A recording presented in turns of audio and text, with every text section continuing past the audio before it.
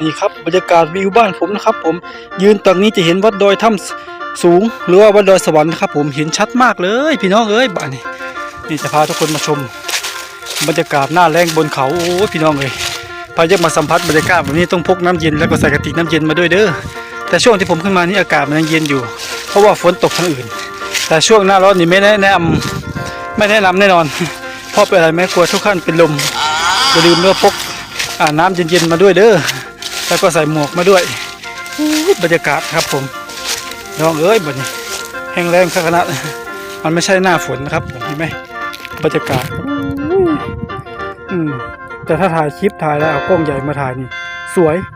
ถ้าได้มองแล้วมันก็ต้องลงทุนเหงื่อแท้และแรงกายครับพี่น้องเอ้ยนี่คือบรรยากาศบนเขา